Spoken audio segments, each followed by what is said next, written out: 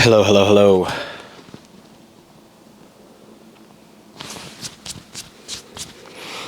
People always are talking about what's wrong with parkour today, what was wrong with parkour yesterday, what was wrong with parkour 10 years ago, all of this, what's wrong with parkour.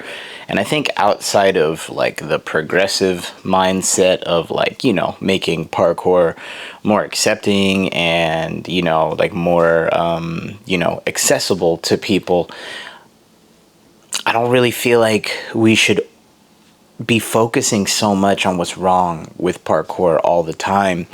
Definitely, like, when there are things that are actual legitimate issues, I think we should call them out. And I definitely think that, criticism is okay. Like, it's okay to express your opinion on a person's style or like a project that they dropped or anything like that. I think it's fine for you to express those opinions if you are the type of person that cares to do that.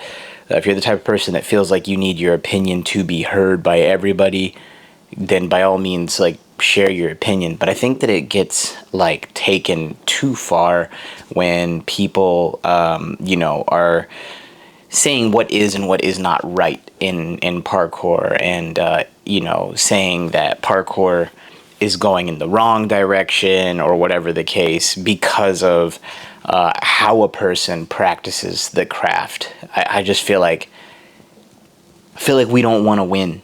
I feel like we don't want to win as a culture, as a craft, and all of that when we're looking at how other people are doing and practicing and pursuing the craft of parkour and saying that's wrong.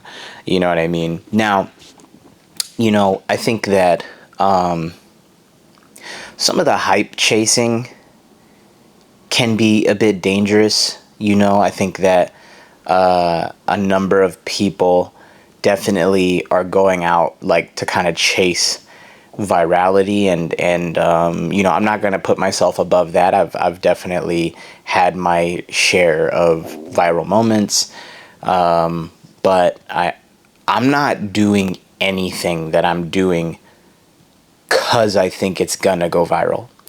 I'm not doing anything that I'm doing, for the sake of going viral or anything like that. And I don't even make the things that I make specifically to go viral. Like, I have a really good understanding of like how to.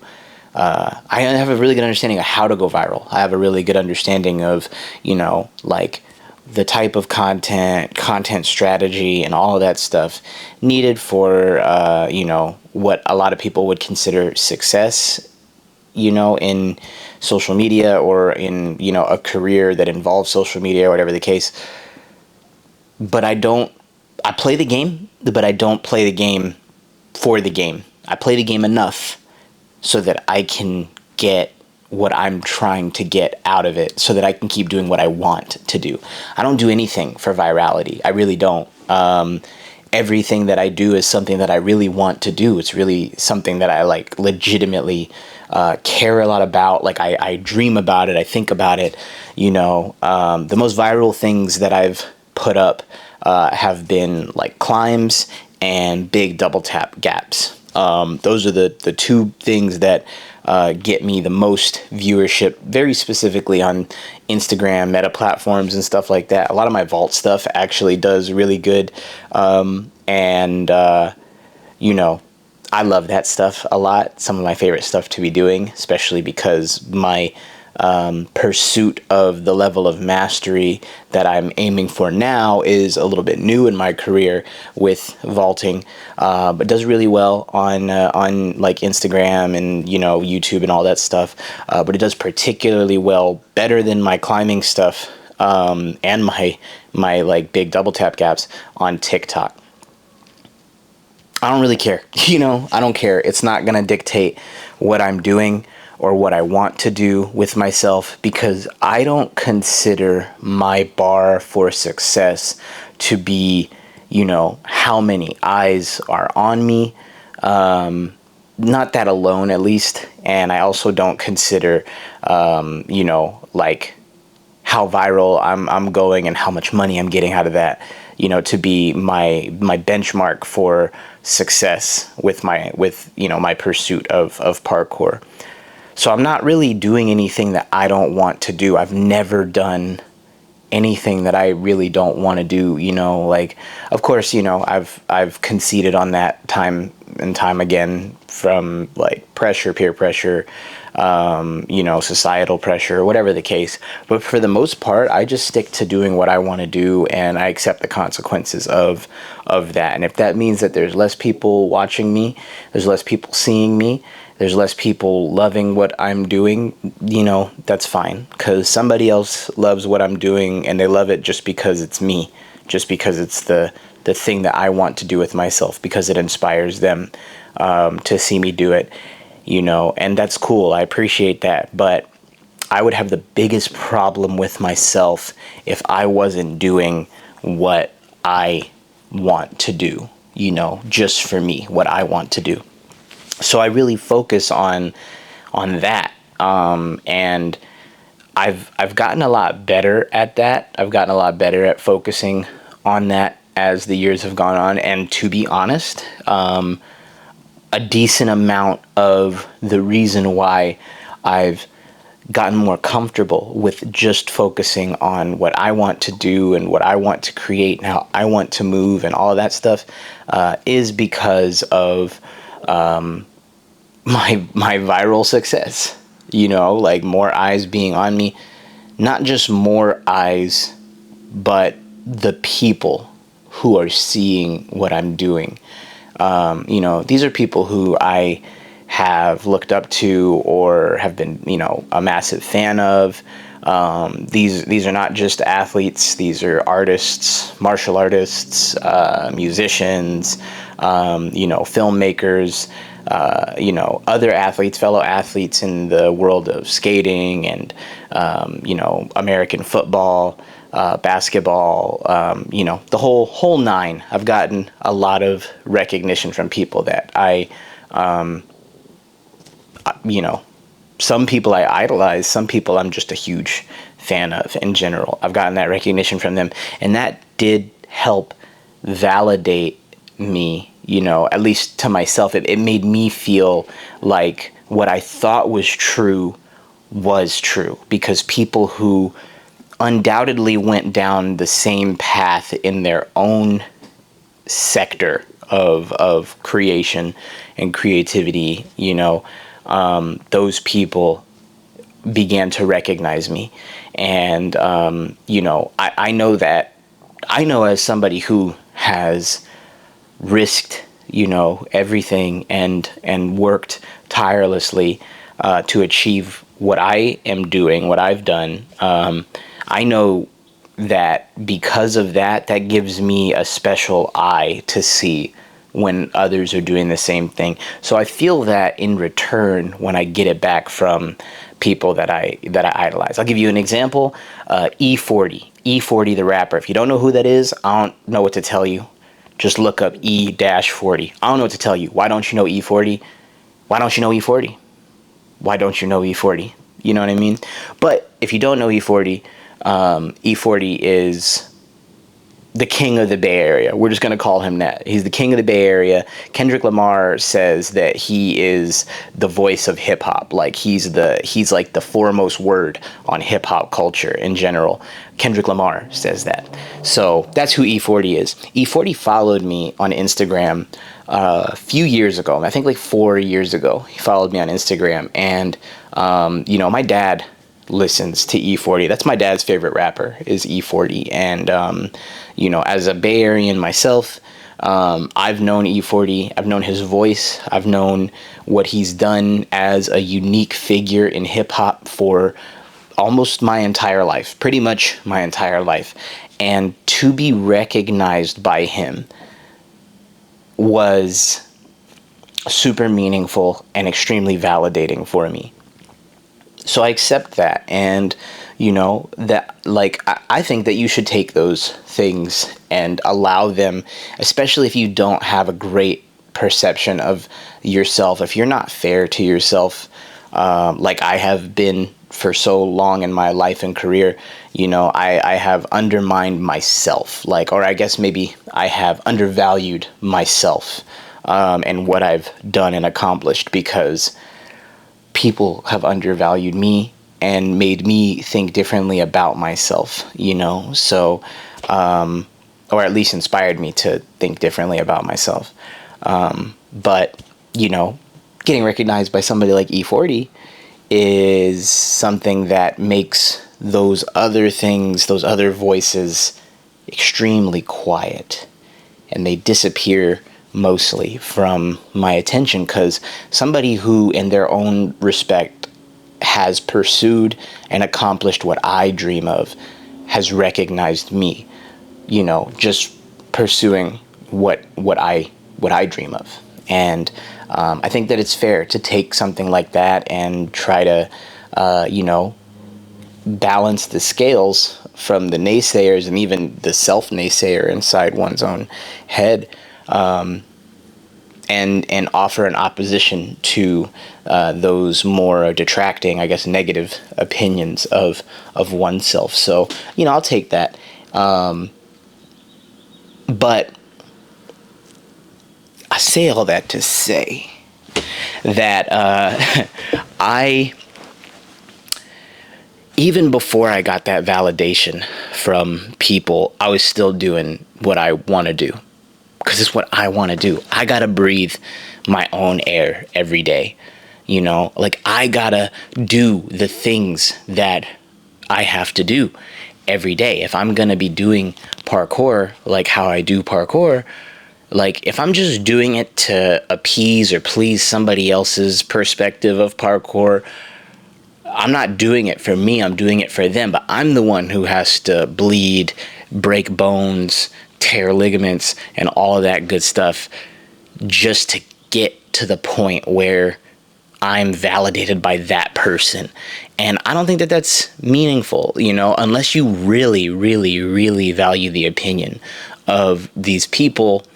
I just don't think that it's of a lot of value to you as the solo practitioner or community leader or whatever the fuck you are in the parkour space. I do not think it is valuable for you to place so much stock in other people's words about what you should be doing. You know what I mean? About what you've done, what you've accomplished, what you've made, or anything like that. Like I said, criticism, I think, is fair. I think that it is fair to criticize people's decisions. I think that it's fair to criticize people's movement. But the criticism should be constructive if it exists at all. If it is just to tear somebody down, realistically, if you're going to do that, I think you should shut the fuck up. Nah. But if you feel the need to express an opinion that could be perceived as negative, maybe keep it to yourself. Maybe keep it to your circle of people. But the outward expression of it, I don't know how valuable that is. I don't know what you expect to accomplish by doing that, by expressing negativity toward other people's pursuits. You know what I mean? If their pursuits are generally dangerous, then maybe it's fair to express some responsible criticism of that, Maybe not calling somebody an idiot, you know what I mean, for doing what they think they're supposed to do. I mean, if you look at parkour online and you're a person who doesn't know the whole culture. I've been doing parkour for 21 years. I know a lot about how it was, like, early on, like the early thoughts, the early philosophy of parkour versus today. Like, I have that knowledge and that experience because I literally was present for it. But not everybody is. So some people are just seeing parkour and they're just doing what they think is parkour. You know what I mean? And if they're seeing parkour and they're seeing these like mega viral, crazy, sometimes like death-defying stunts happening in the space, they might think that is what it is. And I know that because of my comment section. People think when they see what I do, they think that that's what it is and that they can't do it because that's what they think it is, but they don't know how deep and how broad, accessible the craft actually is. They just don't know. You know what I mean? We have both sides of the spectrum on that. We have the people who are too afraid because of what they see, and then we have the people that see it and are inspired to match it, right? And I don't think calling those people idiots, either side of that aisle, I don't think calling either of those people idiots does for us as parkour a service, a good service. I just don't think so. I think if somebody is practicing a lot of dangerous stuff, you know, you can express to them the reservations that you have, and maybe even if you're somebody who's experienced, like I'm experienced, tell them your experience. You know what I mean? Like, show them that if you feel like they shouldn't be doing that, show them another way. You know what I mean? Be like be a role model. You know what I mean? Be a guide if that's what you're gonna do. But man, like tearing these people down, telling them that they're doing things wrong, they're doing it the wrong way, and all that stuff, I just don't feel like that has much value, especially not if what we want to see is parkour as a culture and a craft like grow, you know, to be something that is accepted and adopted by many people. Like the way that I pursue parkour today is still, you know, I'm pursuing my peak. I'm pursuing the peak of my vision, and sometimes that puts me in a position to do things that are incredibly dangerous. You know what I mean? But that's not the whole story. That's just some of the story. You know what I mean? There's the other side of it where I'm just trying to perfect the technique, the understanding, and the like the movement acuity. You know what I mean? Like I want a depth of knowledge, understanding, and ability in so many facets of parkour. It's not even just parkour specifically. Look at the things that are on my wall, right? Yeah, these characters in the panels and on the screens, they're doing parkour, but that's not what they were doing before parkour as we know it today was what we know it as today. So as a kid, I was inspired to do this stuff, these crazy like superhuman feats. That was something that I wanted to make a reality. And you know, like I got told so often, and one of my earliest experiences doing parkour in San Francisco, I pulled up to San Francisco Parkour Jam, and one of the older guys who was running the jam at the time, I won't drop his name, but he called me stupid for trying to do this kind of stuff. He called me stupid for that as a kid. You know, I was 13, I think, when this happened. This was the first time I ever met other people who do parkour. And this guy called me stupid, and that actually made me not want to even associate with SFPK, like, because they made me feel wrong and unwelcome. But I was just trying to express myself in the craft the way that I was inspired to, and they made me feel like I was doing it wrong. They made me feel like I didn't belong. And that's where I think the sinister issue of saying like what's wrong with parkour all the time lies. I think it exists right in there, and I think that is something that we do not need. If there's something wrong with parkour, that's what I think it is. You know what I mean? Like, I think that a lot of these people practicing parkour for their own reasons is perfectly fine. And if somebody wants to practice parkour to become a superstar or something like that, we gotta let that person do that, because if that's what is important to them, then that's what they need to do with themselves, regardless of if it fits in to the philosophy of parkour, or even if it looks like what you think parkour is. You know, like I remember last year, I think it was last year, the crazy response that some of the gizmo battles were getting. If you guys don't know what gizmo is, go check that out. Really sick. Gizmo battles, really dope. Really cool interpretation of parkour. I like it. But some people didn't like it. And, you know, they sought to,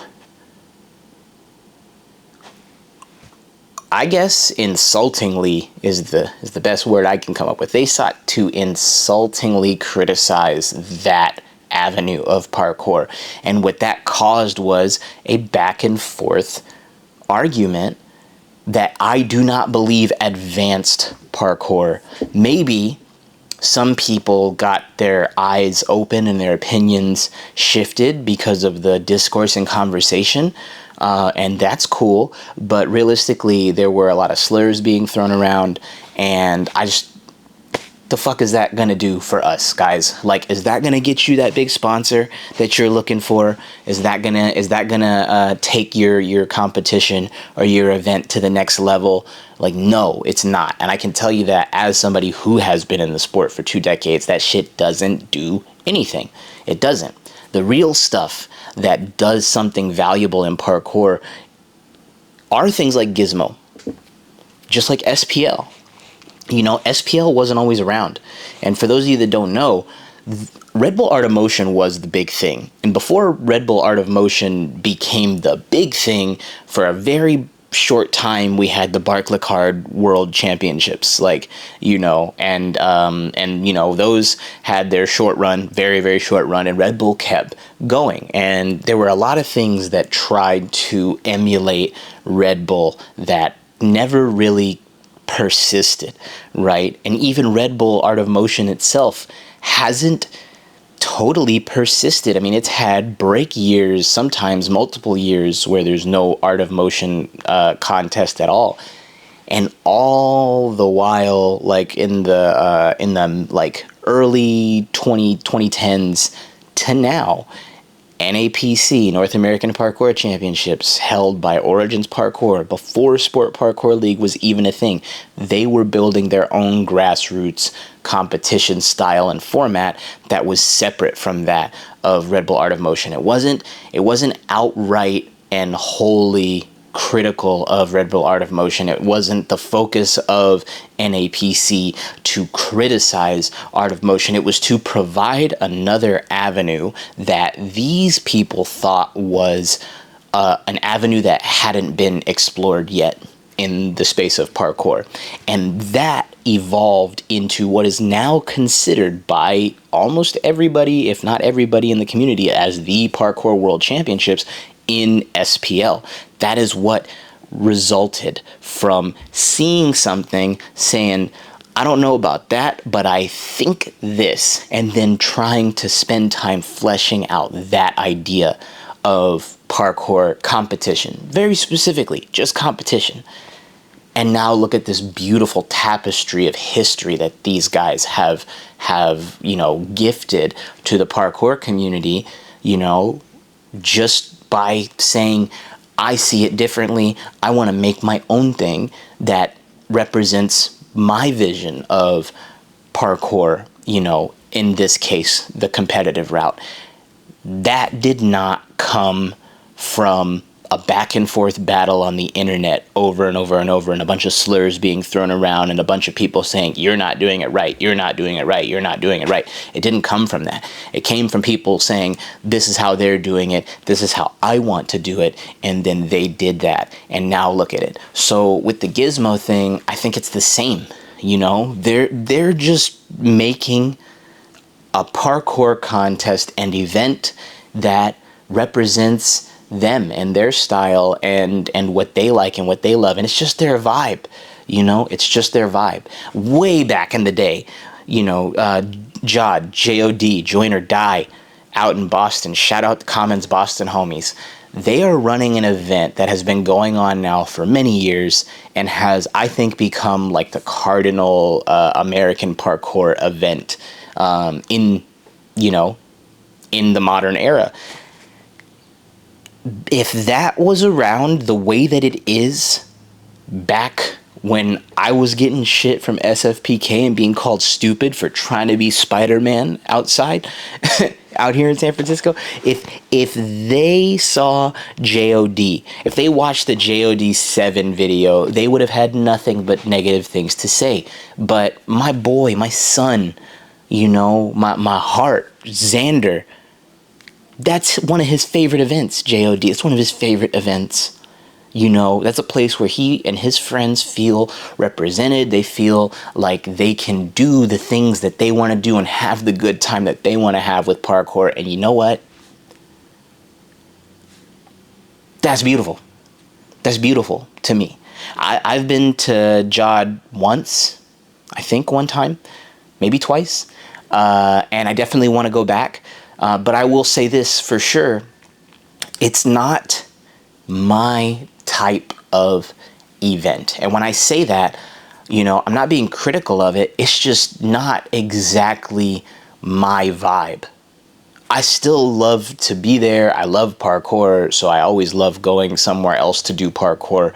I love doing parkour in other people's cities, other people's spots, and just seeing what they got to offer and seeing what I can do with it. I love that. I also just love being around parkour people. I love talking to parkour people. But the heart and soul of the event isn't my vibe. And I don't think that there is a problem with that. It doesn't have to be my vibe. There are other things that are my vibe. You know what I mean? The way that I move and get around in the Bay Area out here, that's my vibe. I got that all year round for the most part, So I got enough of what I need. I'm going to let them have what they got, what they want, what they need, and if they have space for me to come and participate as myself, and to not participate where I don't feel, like I want to, man, that's beautiful. That's amazing. What's wrong with that? They're doing their thing, I'm doing my thing. The other events that I fuck with, we're doing our thing. Whatever the case, it doesn't matter. But I'm telling you guys that back in the day, if they had seen that event, they would have had nothing but shit to talk about it. And that's crazy when you think about the hundreds of people that adore that event, that look forward to that event all year, and that do parkour in a style and in a way that they feel like, that's the place I need to go be. I can't miss that. I can't miss that. That's growing parkour. That's really growing parkour. And what I think people need to do, instead of constantly focusing on what's wrong with parkour all the time, I think that what people could and probably should spend more time doing is focusing on what's right with parkour. You know what I mean? Like, I really think people should be focusing on what's right with parkour from their perspective, and championing that, like here's something that I'll give an example, right? I was watching some of the Keepa videos on Instagram, and then ended up watching Keepa Boston, and I had a great little back and forth with my boy Davis.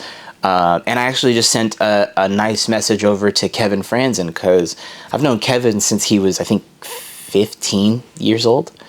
And I just wanted to send him a nice message telling him how much I love him and how much I love his energy and how much I love his movement and just his kind-hearted soul in general. And a lot of the stuff that Kevin does isn't necessarily my thing, you know what I mean?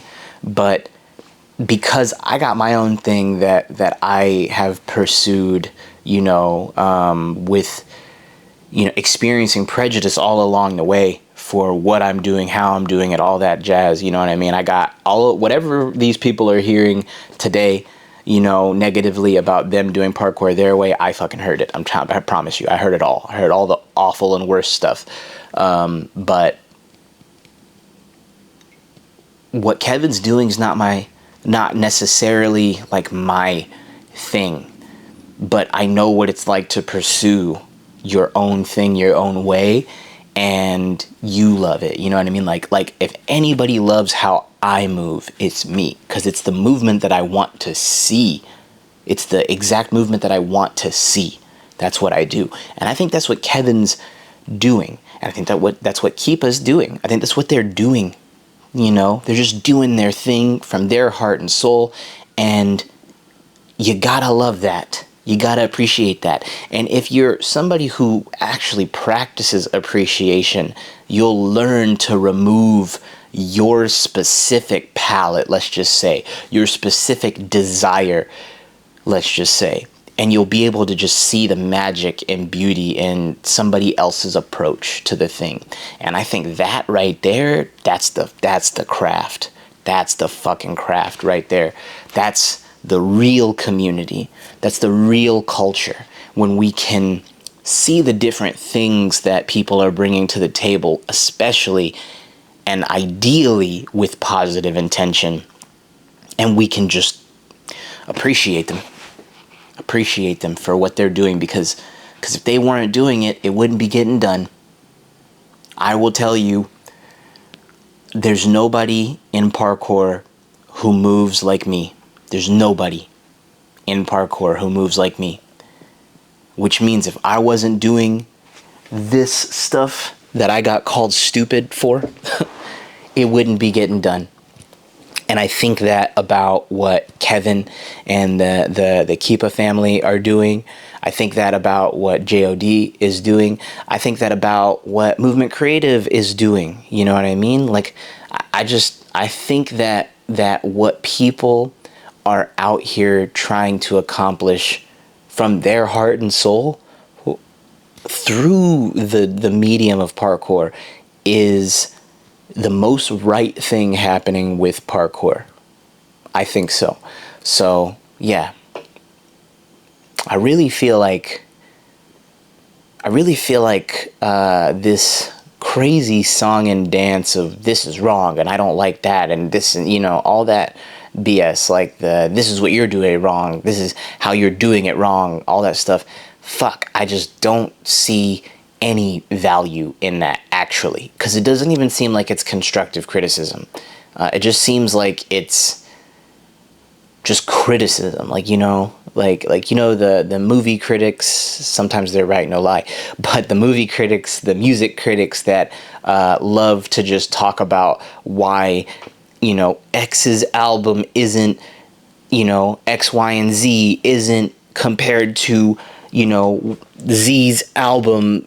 Like, X's album is here and Z's album is here. Like,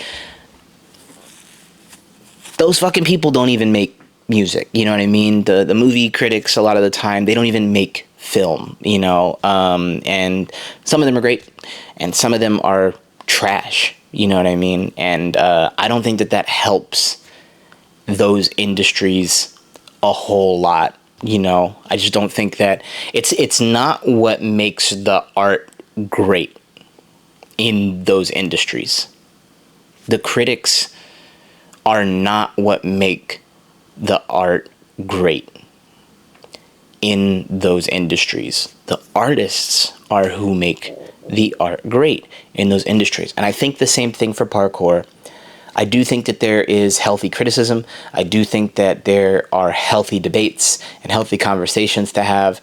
But sometimes with the reactionary shit, I think that it goes too far, and I don't think that it helps the culture of the sport, the craft itself, grow to something that makes us all proud, makes us all happy, and makes us all feel supported. So I think that I don't really care what you want to do. But if it's a positive thing, I certainly want you to do it.